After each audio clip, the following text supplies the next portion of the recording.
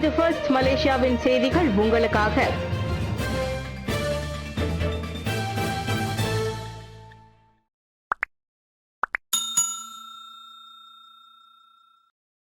வீட்டுக்காவல் மீதான கூடுதல் அரசு உத்தரவு. நஜீப்பின் சிராய்வு விண்ணப்பத்தை தடுத்து நிறுத்துவதில் சட்டத்துறை தலைவர் தோல்வி. வீட்டுக்காவல் தொடர்பான கூடுதல் அரசு உத்தரவு இருப்பதை உறுதி செய்து அதனை நடைமுறைப்படுத்த அரசாங்கத்தை கட்டாயப்படுத்த கோரும் டத்துஸ்ரீ நஜீப் ரசாக்கின் முயற்சியை தடுத்து நிறுத்துவதில் தேசிய சட்டத்துறை தலைவர் தோல்வி கண்டுள்ளார். சட்டத்துறை தலைவரின் மனுவை மலாயா தலைமை நீதிபதி தான் ஸ்ரீ ஹஸ்னா முகமது ஹாஷிம் தலைமையிலான கூட்டரசு நீதிமன்ற நீதிபதிகள் குழு இன்று தள்ளுபடி செய்தது. இதையடுத்து நஜீப்பின் விண்ணப்பம் உயர்நீதிமன்றத்திற்கு திருப்பி அனுப்பப்பட்டு புதிய நஜீப் நீதிபதியின் முன்னிலையில் அது செவிமடுக்கப்பட வேண்டும் என உத்தரவிடப்பட்டது. இது நஜீப்பிற்கு முக்கிய வெற்றியாக கருதப்படுகிறது. 42 மில்லியன் ரிங்கிட்டை உட்படுத்திய SRC இன்டர்நேஷனல் ஊழல் வழக்கில் தனது எஞ்சிய சிறை தண்டனையை நஜீப் வீட்டில் கழிக்க ஏதுவாக 16வது மாமன்னர் அந்த கூடுதல் உத்தரவை பிறப்பித்ததாக கூறப்படுகிறது. பள்ளி வளாகங்களில் சிகரெட் வேப் புகைக்கும் ஆசிரியர்கள் மீது விரைவிலேயே சட்ட நடவடிக்கை பாயும். ஃபட்லினா சிட்டிக். பள்ளி வளாகங்களில் சிகரெட் அல்லது வேப்பிங் புகைப்பிடித்ததாக கையும் களவுமாக பிடிபடும் ஆசிரியர்கள் விரைவிலேயே சட்ட நடவடிக்கையை எதிர்கொள்வர். அவர்களுக்கு அதிகபட்சமாக 10,000 ரிங்கிட் அபராதம் அல்லது 2 ஆண்டுகள் வரையிலான சிறை தண்டனை விதிக்கப்படலாம் என கல்வி அமைச்சர் ஃபட்லினா சிட்டிக் கூறினார். ஆசிரியர்கள் மற்றும் பொதுவெளியில் எதுவும் மாணவர்கள் கண்ணெதிரே வேப்பிங் செய்வதை அமைச்சு ஒருபோதும் அனுமதிக்காது. இது SDM எனப்படும் மலேசிய ஆசிரியர் தர நிர்ணயத்திற்கு எதிரானதாகும். மாணவர்களுக்கு ஆசிரியர்கள் எப்போதுமே ஒரு நல்ல முன்மாதிரியாக இருக்க வேண்டும் என்பதை SDM வலியுறுத்துவதை ஃபட்லினா சுட்டிக்காட்டினார். மக்களவைக்கு எழுத்துப்பூர்வமான அளித்த பதிலில் அமைச்சர் அவ்வாறு சொன்னார். வரி செலுத்தாதவர்களுக்கு வெளிநாட்டு பயண தடை. வருவாய்த்துறை எச்சரிக்கை. வரி செலுத்த தவறியவர்களுக்கு வெளிநாட்டு செல்ல தடை விதிக்கப்படலாம் என்று உள்நாட்டு வருவாய் வாரியத்தின் வருவாய் வசூல் துறையின் தலைமை உதவி இயக்குனர் அசருதீன் முகமது அலி தெரிவித்துள்ளார். சிரமங்களை தவிர்க்க பயண திட்டங்களை அமைக்கும் முன் மலேசிய குடிவரவு துறையின் அதிகாரப்பூர்வ இணையதளம் அல்லது மை டாக்ஸ் போர்ட்டல் மூலம் பயண கட்டுப்பாடுகளின் நிலையை பொதுமக்கள் சரிபார்க்க வேண்டும் என்று அறிவுறுத்தப்பட்டுள்ளது. பல முன்னெச்சரிக்கை நடவடிக்கைகள் எடுக்கப்பட்ட பின்பும் வரி தொகையை செலுத்தாதவர்களுக்கு வருமான வரி சட்டத்தின் கீழ் தடைகள் விதிக்கப்பட உள்ளது. வரி தொகை முழுமையாக செலுத்தப்பட்டால் தடையை ரத்து செய்ய இயலும் என்றும் ஒரு பகுதி தொகையை செலுத்தி ஒப்பந்த தவணை அட்டவணையின்படி மீதமுள்ள தொகையை செலுத்தினால் அதிகபட்சம் 3 மாதங்கள் வரை தற்காலிக நிவாரணம் பரிசீலிக்கப்படும் என அறிவிக்கப்பட்டுள்ளது. கடந்த மார்ச் 4ஆம் தேதி முதல் மை டாக்ஸ் போர்ட்டலில் டிராவல் ரெஸ்ட்ரிக்ஷன்ஸ் சேவையின் மூலம் ஆன்லைனில் தடையை நீக்க விண்ணப்பிக்கலாம் என்றும் தகுதி வாய்ந்த விண்ணப்பங்கள் 5 வேலை நாட்களுக்குள் செயல்படுத்தப்படும் என்றும் அறியப்படுகின்றது. மூத்த ராணுவ அதிகாரிகள் நேரடியாக ஈடுபட்ட கடத்தல் கும்பல் திட்டத்தை MACC முறியடித்தது. மலேசிய ஊழல் தடுப்பு ஆணையம் MACC நாட்டின் தெற்கில் செயல்பட்ட மூத்த மலேசிய ராணுவ அதிகாரிகள் தலைமையிலான கடத்தல் கும்பலை ஓப்ஷஹர் எனப்படும் சிறப்பு நடவடிக்கையின் மூலம் வெற்றிகரமாக முறியடித்தது. இன்று காலை தொடங்கிய சோதனையில் 5 மூத்த ராணுவ அதிகாரிகளும் 30 முதல் 55 வயதிற்கு உட்பட்ட 5 பொதுமக்களும் கைது செய்யப்பட்டனர். கடத்தல் நடவடிக்கைகளை தடுக்கும் பொறுப்பில் இருக்கும் ராணுவ அதிகாரிகளே கடந்த 5 ஆண்டுகளாக கடத்தல் கும்பலுடன் இணைந்து 3 மில்லியன் ரிங்கிட்டிற்கும் மேற்பட்ட லஞ்சம் பெற்றுள்ளது பெரும் அதிர்ச்சியை ஏற்படுத்துகின்றது. இந்த 5 அதிகாரிகளும் கடத்தல்காரர்களுக்கு ராணுவ நடவடிக்கைகள் பற்றிய தகவல்கள் கசியவிட்டதுடன் போதைப்பொருள், சிகரெட் மற்றும் அண்டை நாடுகளிலிருந்து தடை செய்யப்பட்ட பிற பொருட்களுக்கு மலேசியாவிற்கு கடத்தும் வலையமைப்பில் ஈடுபட்டதாக தெரிய வந்தது. ஒவ்வொரு கடத்தல் பயணத்திற்கும் 30,000 ரிங்கிட் முதல் 50,000 ரிங்கிட் வரை லஞ்சம் பெற்றதாக நம்பப்படுகிறது. இந்த வழக்கு மலேசிய ஊழல் தடுப்பு ஆணைய சட்டத்தின் கீழ் விசாரிக்கப்பட்டு வருகிறது என்று MACC-யின் துணை தலைவர் தலைமை ஆணையர் டத்தோஸ்ரீ அகமது குசைரி பின் யஹ்யா தெரிவித்தார்.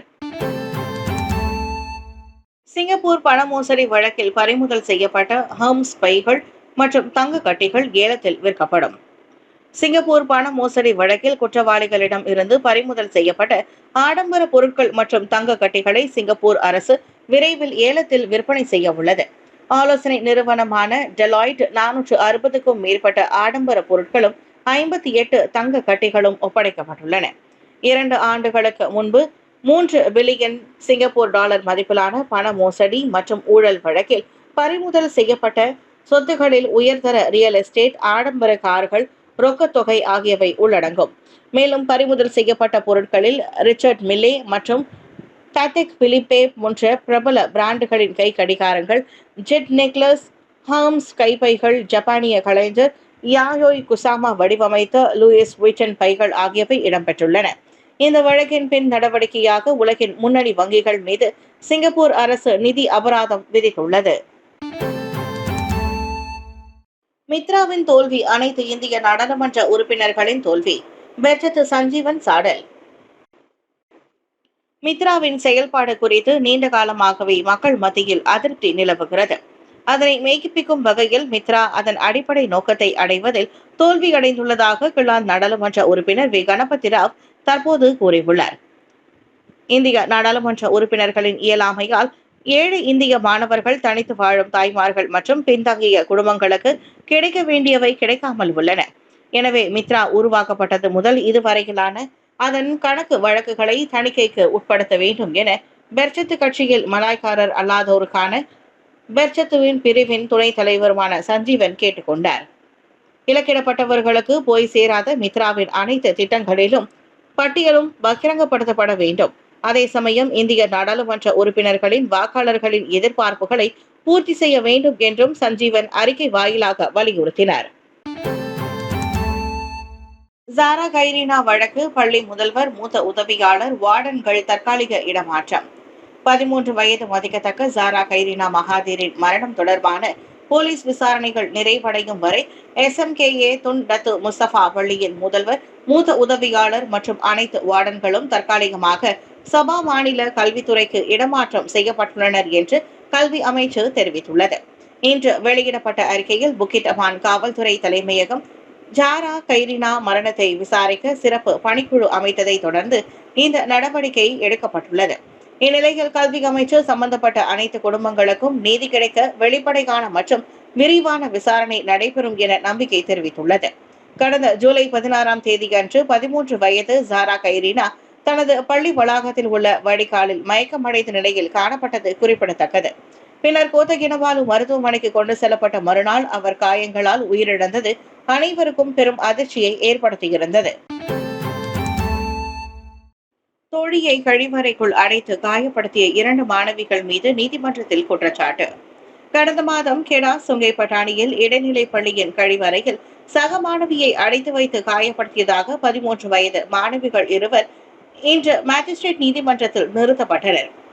ஜூலை 14ஆம் தேதி மாலை 6:30 மணிக்கு 6ஆம் ஆண்டு மாணவர்களுக்கான கட்டடத்தின் கழிவறையில் இன்னொரு மாணவியை தாக்கியதாக முதல் குற்றச்சாட்டு சுமத்தப்பட்டது. அக்குற்றம் நிரூபிக்கப்பட்டால் அதிகபட்சம் ஓராண்டு சிறையும் 2000 ரிங்கிட் அபராதமும் விதிக்கப்படலாம். அதே நாளில் அதே நேரத்தில் அதே இடத்தில் சம்பந்தப்பட்ட மாணவியை அடைத்து வைத்ததாக 2வது குற்றச்சாட்டு சுமத்தப்பட்டது. இக்குற்றத்திற்கும் அதிகபட்சமாக ஓராண்டு சிறையும் 2000 ரிங்கிட் அபராதமும் விதிக்கப்படலாம். எனினும் இருவருமே குற்றச்சாட்டை மறுத்தனர். இதையடுத்து செப்டம்பர் 23ஆம் தேதி வழக்கு செவிமடுப்புக்கு வரும் என நீதிபதி அறிவித்தார். 13வது மலேசிய திட்டம், பெரிய பெரிய வாக்குறுதிகள், விரல் விட்டு எண்ணும் விவரங்கள், விளக்கம் பெற இந்திய சமூகத்திற்கு உரிமையுண்டு. மாய்கா. மேம்பட்ட கல்வி, விரிவான பொருளாதார வாய்ப்புகள், மலிவான வீடுகள், அனைவரது பங்களிப்புகள் உள்ள சமூக வளர்ச்சி என ஏராளமான வாக்குறுதிகள் இடம்பெற்றுள்ள 13வது மலேசிய திட்டத்தில் இந்தியர் மேம்பாட்டுக்கான தெளிவான எண்கள், இலக்குகள் மற்றும் செயலாக்க திட்டம் இல்லாமல் இருப்பதாக மாய்கா கூறியுள்ளது. 13வது மலேசிய திட்டத்தில் கடந்த காலத்தில் வரையப்பட்ட இந்தியன் ப்ளூ பிரிண்டில் உள்ள அம்சங்கள் இணைக்கப்படும் என்று தெரிவிக்கப்பட்டுள்ளது. ஆனால் இந்தியன் ப்ளூ பிரிண்டில் இந்தியர் மேம்பாட்டுக்கான தெளிவான திட்டங்களும் அதன் ஒவ்வொரு கூறுக்கும் என்ன இலக்கு, எவ்வளவு காலகட்டம் என தெளிவான விவரங்களும் இடம்பெற்றிருந்தன. அதுபோல 13வது மலேசிய திட்டத்திலும் இடம்பெறுவது அவசியம். அப்படி தெளிவான இலக்கு இல்லாத வாக்குறுதிகள் அரசாங்க ஆவணங்களில் மட்டுமே இடம்பெற்றிருக்கும் பட்சத்தில் சமூகத்தில் எவ்வித உண்மையான மாற்றத்தையும் உருவாக்காமல் போகும் என்பதை நாம் மறந்துவிடக் கூடாது என மாய்கா நினைவூட்டியுள்ளது. இந்திய சமூகம் இனியும் தெளிவற்ற வளர்ச்சி பேச்சுகளுடன் வாழ முடியாது. கவனிக்கப்படும் அல்லது பரிசீலிக்கப்படும் என்ற வார்த்தைகளை நாம் ஏற்கனவே பலமுறை கேட்டு பழகிவிட்டோம். ஷா அலாமில் 1 மில்லியன் ரிங்கிட் மதிப்புள்ள மதுபானம் வைக்கப்பட்டிருந்த கையிருப்பு கிடங்கு கண்டுபிடிப்பு. ஸ்லாங்கூர் ஷா அலாமில் வரி செலுத்தப்படாத 1 மில்லியன் ரிங்கிட் மதிப்புள்ள பல்வேறு வகை மதுபானங்கள் வைக்கப்பட்டிருந்த கையிருப்பு கிடங்கு செயல்பட்டு வந்ததை பொது நடவடிக்கை குழுவினர் அம்பலப்படுத்தியுள்ளனர்.